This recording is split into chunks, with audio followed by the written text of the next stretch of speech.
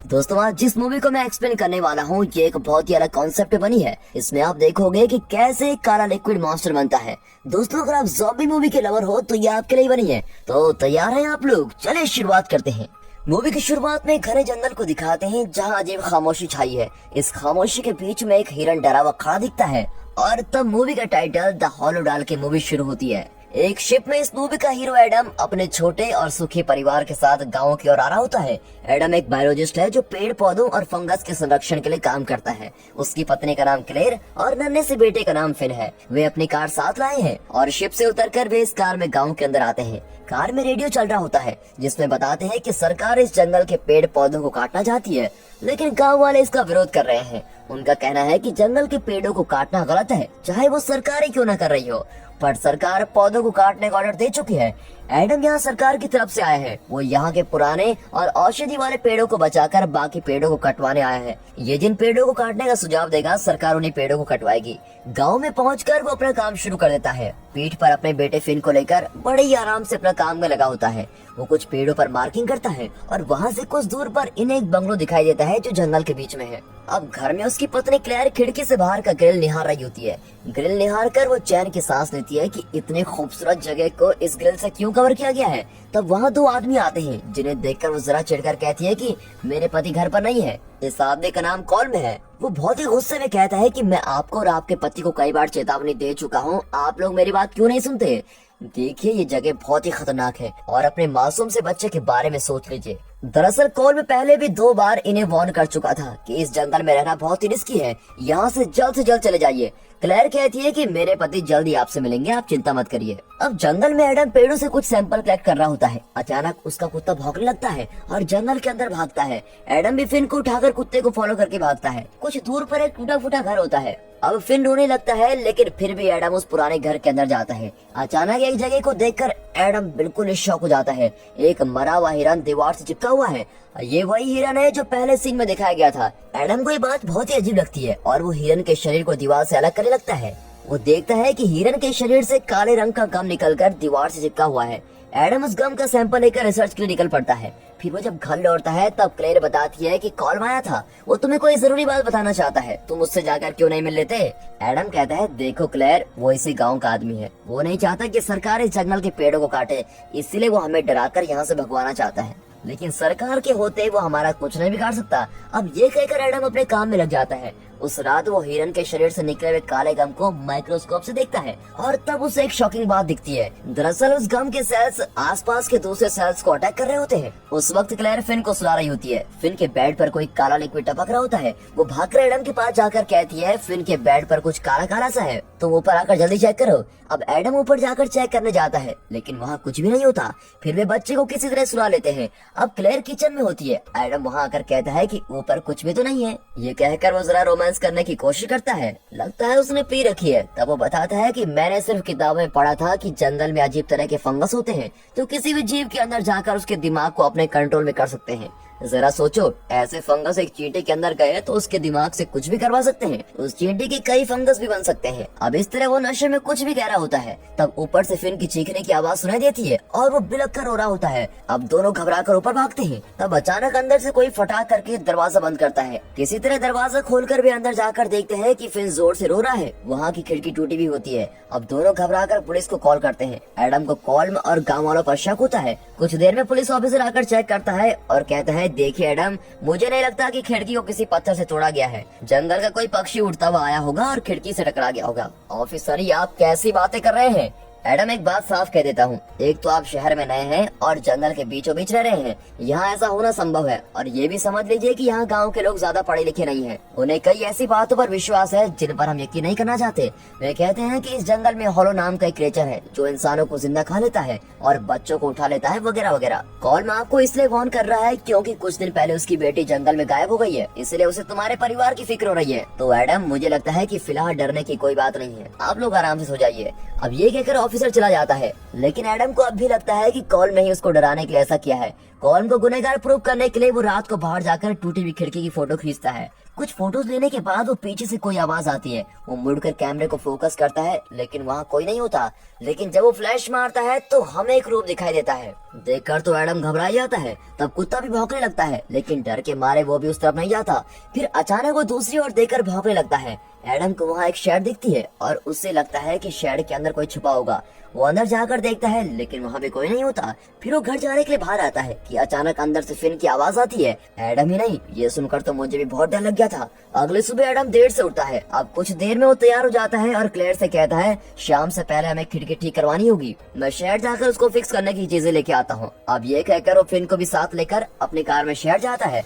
इस गांव के लोग एडम को बिल्कुल भी पसंद नहीं करते और उसे अजीब नजरों से देखते रहते हैं। इसका कारण ये है कि एडम जंगलों के पेड़ों को कटवाने आया है। फिर दुकान पहुंचकर वो खिड़की को रिपेयर करने की चीजें लेता है। दुकानदार बहुत ही अकड़ कर कहता है सर खिड़कियां जितनी चाहे खरीद लो, लेकिन अगर उसके ऊपर ग्रिल नहीं लगाया तो खिड़की का कोई फायदा नहीं होगा। अगर आपने खिड़की का ग्रिल निकाल दिया तो आप जैसा बेवकूफ तो कोई नहीं होगा। अब उसकी बातें एडम को बड़ी अजीब लगती है। यहाँ क्लेयर घर पर अकेली है और फिन का बेड साफ कर रही होती है। बेड पर फिन की शर्ट पड़ी होती है।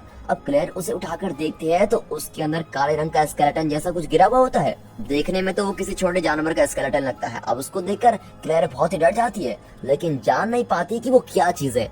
जरूर कुत्ता उठा के लाया होगा, ये सोचकर उसको फेंक देती है। फिर वो कपड़े धोकर सुखाती है। अब अचानक वहाँ एक रूप नजर आता है और क्लेयर एकदम चौंकी जाती है। वो और कोई नहीं, कॉल्म है। वो फिर वार्न करता है कि आप लोग इस खतरे में हैं, ये आप क्यों नहीं जानते? आपने मेरी बात को ना समझने की शपथ नहीं रखी है क्या? क्लेयर जानती है कि कॉल्म की बेटी जंगल में खो गई है और वो नहीं चाहता कि इनके साथ ऐसा कुछ हो। वो शांत होकर कहती है कॉल्म मैं वादा करती हूँ कि शहर से लौटते ही एडम आपसे जरूर मिलेगा। अब कॉल्म चुप हो जाता है और गुस्से में एक किताब टेबल पर रखकर चला जाता है। अब एडम खिड़की ठीक करने का सामान लेकर जंगल के रास्ते से आ रहा होता है। अंधेरा भी होने लगता है। अचानक कार जिगजैग चलने लगती है और एडम उसको कंट्रोल नहीं कर पाता। अब ये देखकर फिन बहुत ही जोर से रोने लगता है। एडम की कुछ समझ में नहीं आता कि करूँ क्या। कुछ दूर पर जाकर कार रुक जाती है।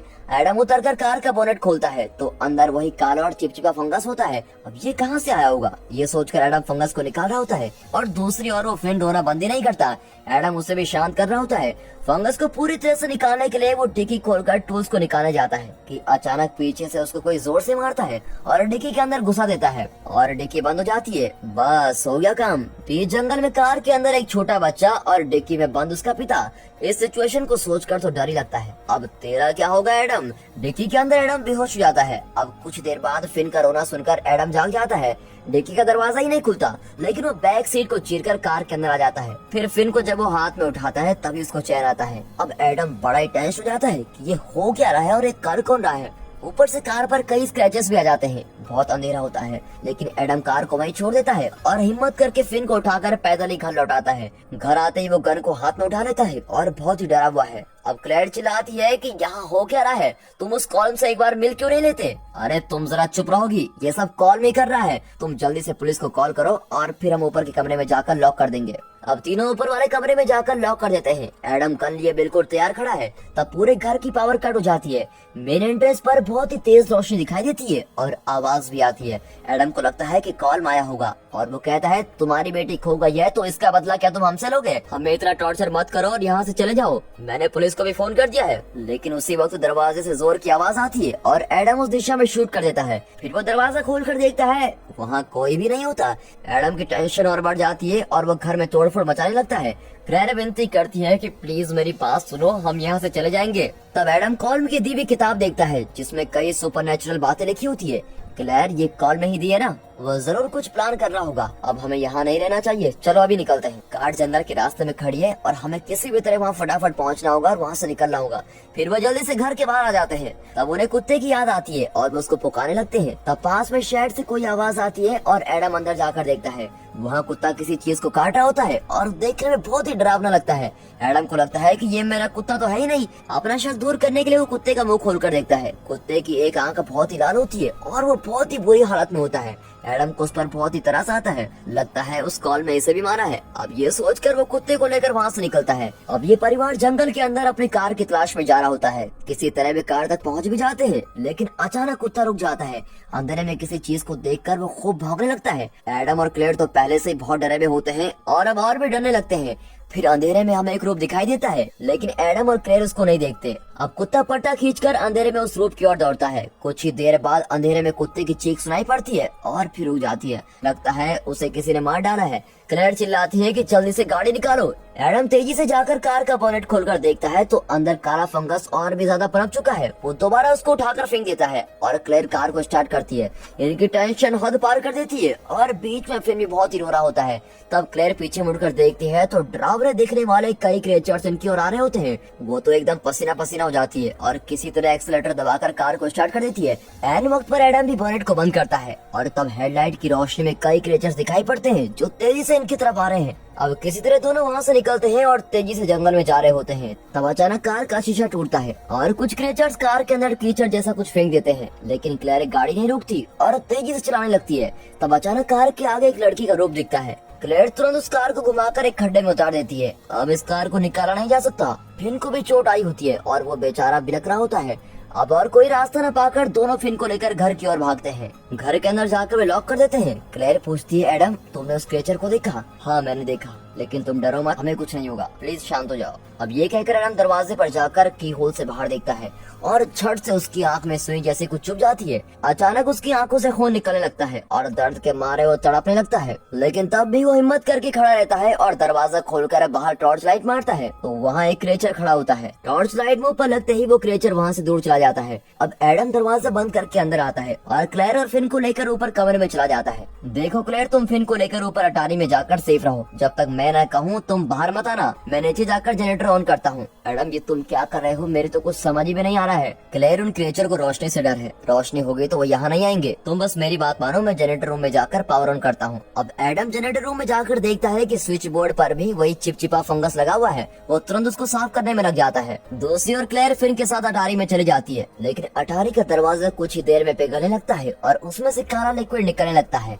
अब क्लेयर चौंक कर देख रही होती है कि अचानक एक हाथ बाहर आकर उसका गला पकड़ने की कोशिश करता है, लेकिन वो किसी तरह उससे बचकर डर के मारे वहीं बैठी होती है। नीचे एडम स्विच बोर्ड ठीक करके जनरेटर ऑन करने जाता है कि अचानक नीचे गिर जाता है और दर्द के मारे तड़पने लगता है। शायद उसके दिमाग को भी इस फंगस ने अटैक कर लिया है और उसका शरीर फंगस के कंट्रोल में जा चुका है। इस वजह से वो चाहते हुए भी जनरेटर को ऑन नहीं कर पा रहा है। अटारी के अंदर वो डरावना हाथ अब क्लेयर की आंखों के पास पहुंच चुका है और उसकी एक उंगली से सुई जैसा कुछ निकलता है। लगता है जो एडम के साथ हुआ वही क्लेयर के साथ भी होने वाला है और ये क्रिएचर क्लेयर की आंखों में कुछ इंजेक्ट करने वाला है। क्लेयर आंखें बंद करके प्रार्थना करने लगती है कि एडम प्लीज जल्दी जनरेटर ऑन करो। नीचे एडम बहुत कोशिश करने के बाद उठकर उस जनरेटर को ऑन कर देता है और अगले सेकंड वो क्रिएचर जगह को खाली कर देता है। अब एडम की नजर वहाँ पड़े हुए लोहे की ग्रिल्स पर पड़ती है। उसे दुकानदार की बात याद आती है कि खिड़की का ग्रिल निकाल कर आपने बहुत बड़ी गलती की है। वो एक आयरन बार को निकालता है, लेकिन उसे छूते ही उसका हाथ जलकर काला हो जाता है और दर्द के मारे उसकी जान निकल रही होती है।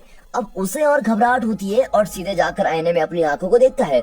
उसकी एक आंख बहुत ही लाल होती है। वो समझ आता है कि हॉलो नाम का फंगस जिसने उसके कुत्ते को इन्फेक्ट किया था, अब वो फंगस इसे भी इन्फेक्ट कर चुका है। इस फंगस को सिर्फ दो चीजों से डर है, एक तो रोशनी और दूसरा लोहा। एडम सोचता है कि मैं तो मरने वाला हूँ, लेकिन क्लेयर और फिन को किसी तरह से बचा के रहूंगा।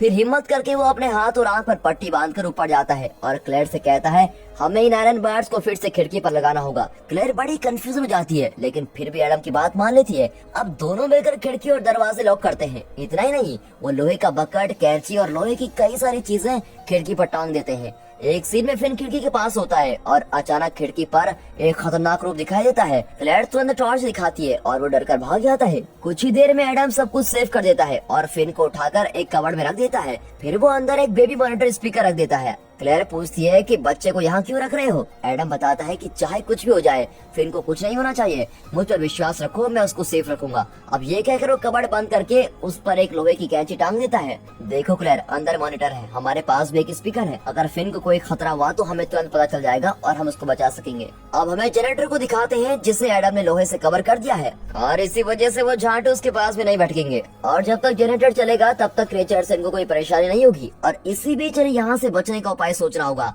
अब एडम को उस किताब का ख्याल आता है जो कॉल में दी थी। वो किताब पढ़ने लगता है। उसमें लिखा होता है कि इन क्रिएचर्स का नाम हॉलो है, इन्हें शाप मिला है कि रोशनी और लोहे से इनकी जान जा सकती है और यही इनकी कमजोरी है। अब इस शाप से मुक्ति होने के लिए इन्हें एक छोटे बच्चे की बलि चढ़ानी होगी।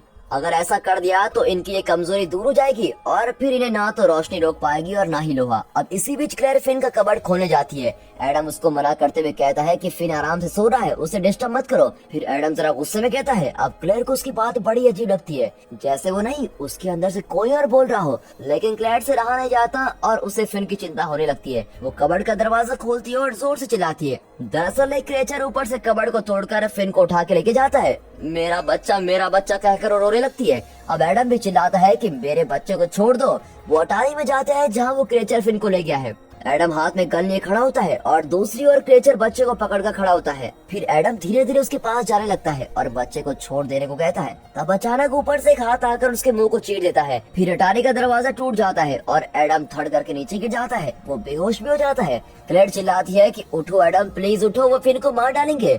अब बहुत कोशिश करने पर भी एडम नहीं उठता। अब क्लेयर क्रिएचर्स को चेस करने लगती है। हर तरफ हारोस की आवाज आती रहती है। क्लेयर हाथ में बेबी मॉनिटर रखकर फिन को ट्रैक करने की कोशिश करती है और तभी पानी में कुछ बह रहा होता है। ये तो फिन है। क्लेयर तुरंत पानी में छलांग मारती है और फिन को उठाकर बाहर आती है। वो रोती भी घर पर पहुंच जाती है।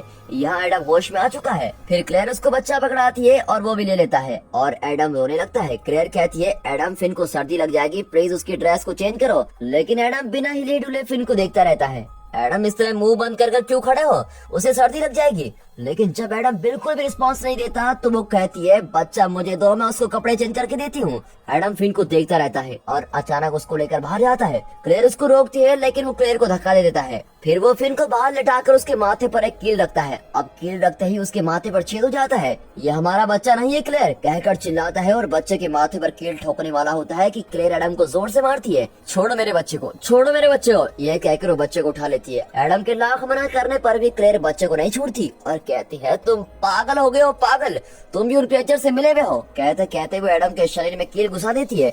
लोहे की कील से एडम को बहुत ही दर्द होता है लेकिन वो कील निकाल देता है। अब क्लेयर पास के शेड में जाकर दरवाजा बंद करके रोने लगती है कि ये मेरा ही बच्चा है, ये मेरा बच्चा है, प्लीज इसको छोड़ दो। बाहर से एडम विनती करता है, क्लेयर मुझ पर विश्वास करो, ये हमारा बच्चा नहीं है। याद है मैंने तुमसे कहा था कि एक फंगस जो हर जीव को अपनी तरह बनाकर कंट्रोल कर लेता है, ये क्रिएचर्स भी उसी टाइप के हैं। ये हमारा बच्चा नहीं है, ये फिन के जैसे बनाया गया क्लोन है। अब ये कहकर वो दरवाजा तोड़कर अंदर जाता है और बच्चे को छीनने की कोशिश करता है। लेकिन वहाँ की लाइट्स को देखकर एडम डगमगा जाता है क्योंकि वो भी फंगस से इन्फेक्ट हो चुका है और धीरे धीरे उन क्रिएचर जैसा बन रहा है। अब ये जानकर क्लेयर लाइट को एडम की ओर करके बच्चे के साथ भाग जाती है। अब कुछ देर बाद एडम जरा संभल कर उठता है। अब वो लगभग उन क्रिएचर्स की तरह बन ही चुका है। उसके शरीर से कांटे निकलने लगते हैं, उसका चेहरा भी बदलने लगता है। लेकिन अब भी उसमें इंसानियत बची होती है और वो अपने बच्चे को बचाने की पूरी ठान लेता है। फिर एक कुल्हाड़ी पर कपड़ा बांधकर उसमें आग लगाता है और फिन की तलाश में जंगल की तरफ निकल जाता है। वो जानता है कि जंगल के बीच का वो पुराना घर ही उन क्रिएचर्स का अड्डा है। वहीं उसने एक हिरन को बहुत बुरी हालत में देखा था। वहाँ एक गुफा जैसी जगह होती है और एडम उसके अंदर जाता है। वहाँ हर तरफ काला फंगस होता है और अजीब क्रिएचर्स उसको घेरे हुए होते हैं। लेकिन आग को देखकर वो डरकर दूर चले जाते हैं। यहाँ क्लेयर अपने साथ एक कैमरा लाई है ताकि इसके फ्लैश से वो क्रिएचर्स को डरा सके। लेकिन वो जहाँ भी भागती है क्रिएचर्स उसका पीछा ही नहीं छोड़ते और भागते भागते वो एक घर को देखती है और उस घर के दरवाजे को पीट कर मदद मांगती है। तब कॉलम दरवाजा खोलता है और बच्चे को देखकर कहता है कि तुरंत यहाँ से चले जाओ। कॉलम, प्लीज मेरी मदद करो, प्लीज। मैडम, मैंने आपको बहुत वार्न किया था कि आप लोग यहाँ से चले जाओ, लेकिन आप लोगों ने मेरी बात नहीं सुनी। अब मैं कुछ नहीं कर सकता, आप चले जाइए। कॉलम, प्लीज सिर्फ आज रात हम दोनों को यहाँ रहने दो, इनकार मत करो। लेकिन कॉलम गन दिखाकर उसको भगाने लगता है। अब ऊपर से उसके कुत्ते भी फिन को देखकर भौंकने लगते हैं। बेचारी क्लेयर वापस जंगल के अंदर भागने लगती है और रात के इस वक्त वो अकेले जंगल में भटक रही होती है और उसको खुद और बच्चे को इन क्रिएचर से बचाना भी है। यहाँ गुफा के अंदर एडम उन क्रिएचर्स को पीटा होता है कि मेरा बच्चा कहाँ है, अभी बताओ वरना तुम सबकी जान ले लूंगा। अचानक फिन के रोने की आवाज आती है। तब एक छोटी बच्चे का रूप दिखाया जाता है जो जंगल में इनकी कार के आगे गई थी। वो लड़की एडम की ओर मुड़ती है और तब पता चलता है कि वो छोटी बच्ची नहीं बल्कि एक क्रिएचर है और ये कोई और नहीं, कॉल्म की बेटी है जो बहुत दिन पहले जंगल में गायब हो गई थी। इन क्रिएचर्स ने उससे भी इन्फेक्ट करके उसे एक तरह का क्रिएचर बना दिया है और उस क्रिएचर के हाथ में फिन होता है। वो फिन को देखती है और फिर एडम को देखती है और इतनी तेज चिल्लाती है कि कान फटने जैसा महसूस होता है। यहाँ जंगल में क्लेयर हर तरफ टॉर्च मारती है और हर तरफ क्रिएचर्स दिखाई देते हैं। बेचारे की कुछ समझ ही में नहीं आता कि वो कहाँ जाए और क्या करे और रोने लगती है।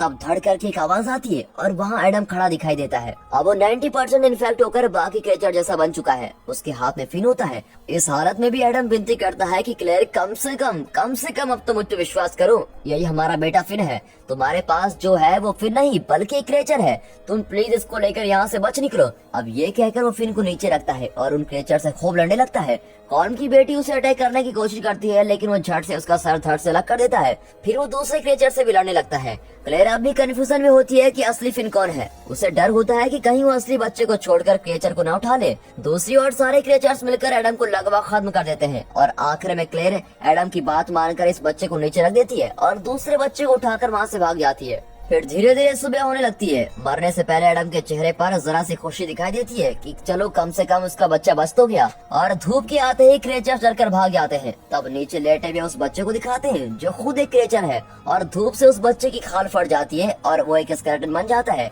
शुक्र है क्लेयर ने इसे नहीं उठाया और बेचारा एडम उस जगह पर मर जाता है। सुबह हो चुकी है और क्लेयर अपने घर पर पहुंचकर अटारी में जाकर बैठ जाती है। फिर पर सूरज की किरणें पड़ती है, लेकिन उसको कुछ नहीं होता और तब जाकर उसे यकीन होता है कि एडम सच कह रहा था। अब अपने बच्चे को गले से लगाकर वो रोने लगती है और टाइटल के चलते हमें दिखाते हैं कि एडम ने जिन पेड़ों पर मार किया था सरकार उनको कटवा रही थी। तब वर्कर्स का मैनेजर देखता है कि एक पेड़ से काला लिक्विड निकल रहा होता है। मतलब ये कि क्रिएचर्स इस गांव के बाहर भी जाकर लोगों को इन्फेक्ट करने वाले हैं और वहाँ पर भी कई लोग ऐसे खतरनाक क्रिएचर्स बनने वाले हैं। और दोस्तों इसी के साथ ये मूवी यहाँ पर खत्म होती है।